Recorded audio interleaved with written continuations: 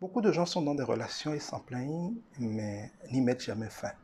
Et ne font jamais, parfois, quoi que ce soit de sérieux pour arrêter.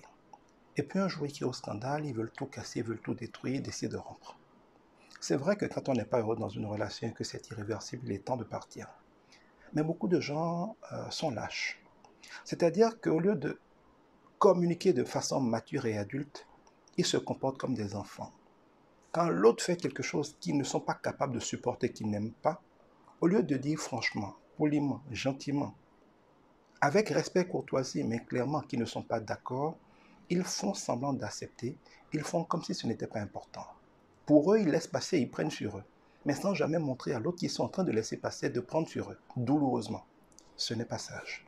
Et ils le font ici régulièrement, plusieurs fois, encaissant des coups, étant meurtris, étant frustrés, étant blessés, sans jamais oser, sans jamais avoir la maturité de dire clairement à l'autre qu'ils sont en train de prendre des coups et qu'ils n'aiment pas cela.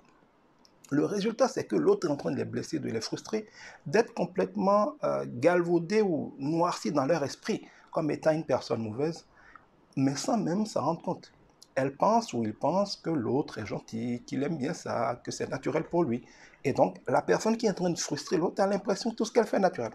Et puis un jour, parce que la goutte d'eau fait déborder le vase, parce qu'il est fatigué d'encaisser, parce qu'il est à la limite de sa capacité de résistance, il craque, il casse tout, il explose et il fait en quelque sorte le bilan de tout ce qu'il a supporté et il décide de rompre. Il traite l'autre de tous les noms, il dit c'est intolérable. Il fait comme si pendant tout ce temps l'autre a fait exprès de continuer de le frustrer, alors qu'en réalité l'autre n'a parfois jamais réalisé qu'il le frustrait ou qu'il la frustrait, ou n'a jamais réalisé à quel point c'était intolérable pour lui. Parce que l'autre croyait que s'il laissait faire, c'est que ce n'était pas si grave que cela. Eh bien, dans ces relations-là, c'est vrai que celui qui offense a tort. Mais celui qui s'est laissé offenser sans montrer qu'il était offensé a aussi tort et encore plus tort que les autres.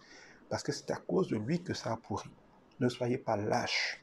Ne soyez pas lâche pour ensuite reprocher à l'autre les conséquences de votre lâcheté. Dans une relation, on peut ne pas être d'accord sur quelque chose et en discuter avec amour et dans la paix sans devenir ennemis. On peut être en désaccord tout en étant en accord les uns avec les autres. Ayez le courage, la sagesse, l'humilité et l'amour de dire aux autres ce que vous n'aimez pas, de pouvoir en discuter et de régler les choses au fur et à mesure. Réglez les choses au fur et à mesure en construisant votre relation. N'encaissez pas pour un jour tout casser parce qu'alors vous seriez le seul responsable des dégâts. Maintenant, si vous exprimez clairement ce qui ne va pas et que vous n'arrivez pas à vous entendre, oui, on peut arriver à rompre, mais n'encaissez pas hypocritement pour surprendre un jour ou l'autre par votre trop plein qui va déborder.